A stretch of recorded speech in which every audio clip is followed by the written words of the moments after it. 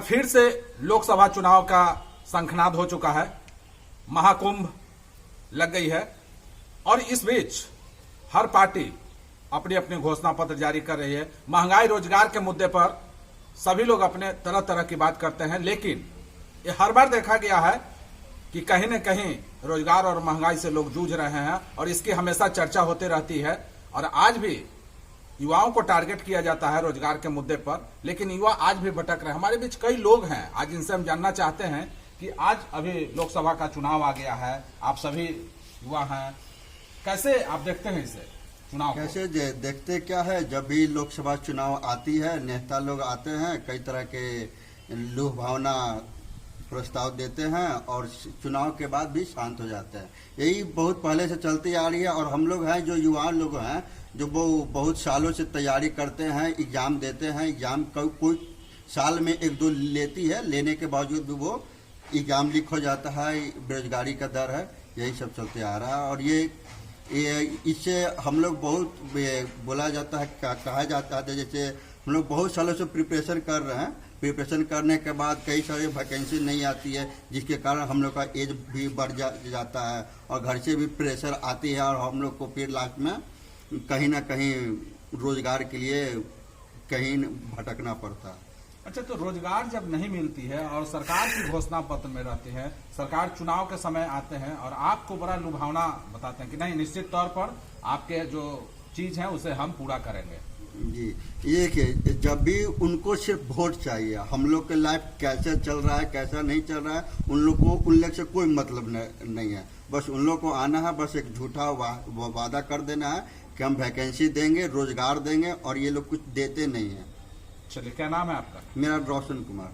हमारे मिस्टर रोशन, इनका कहना था कि जिस तरह से आप बात कर रहे हैं, लोकसभा चुनाव आती है, घोषणा पत्र दी जाती है, हर पार्टी का एक ही एजेंडा रहता है कि हम आपको रोजगार और महंगाई से निजात दिलाएंगे, लेकिन हम युवा लोग हैं, भटकते रह जाते हैं और केवल राजनेता जो आते हैं अपने वोट की राजनीति करके वापस चले जाते हैं और हम लोग सभी लोग भटकते रहते हैं। यहाँ पर और भी हैं युवा, इनसे हम जानते हैं। जी बताएं, चुनाव एक बार फिर से आ गई है और आप लोग को बड़ा चुनौती है युवाओं के लिए, कैसे आप देखते हैं? रोजगार को लेकर बड़ी चुनौतियां हैं, हर बार चुनाव होती है, युवाओं को झूठी तसल्ली समझे के दी जाती है कि इतना रोजगार निकलेगा, हमारी सरकारें आएंगी तो हम इतना युवाओं को रोजगार देंगे।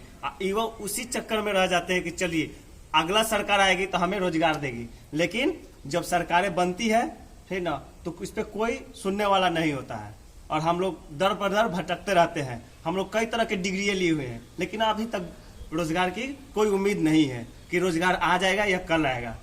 फिर एक बार चुनाव आया है, फिर आप वोटिंग करेंगे, वोट देने जाएंगे, आप अपना जो मत है प्रयोग करते हैं, लेकिन फिर जब सरकार का जब गठन होता है, नई सरकार जो भी बनती है, फिर वो आपके मुद्दे पर क्यों नहीं ध्यान देती है? सरकार आती है, अपना एजेंडा जारी करती है और मैनिफेस्टो भी जारी करते हैं कि इतना युवाओं को जो नौकरियां दी जाएगी। युवा क्या करे, उस लालच में उसको वोट देकर उसको जिताते हैं, सरकार में लाती है, लेकिन युवा हमेशा ठगा जा रहा है। हालांकि रोजगार को लेकर अभी देख रहे हैं बिहार में घमासान मचा हुआ है, सभी लोग कह रहे हैं कि हमने इतना रोजगार दिया, वो कहते हैं हम रोजगार दिए, तो फिर आखिर क्यों नहीं देते? आखिर रोजगार दिए तो इतना युवा बेरोजगार ही क्यों है? ये सारे ढकोसला हो चल रहा है, कोई रोजगार नहीं दिए हैं। बिहार में सबसे ज्यादा बेरोजगारी है, अभी अगर आंकड़ा निकाला जाए तो सबसे ज्यादा बेरोजगारी बिहार में ही है।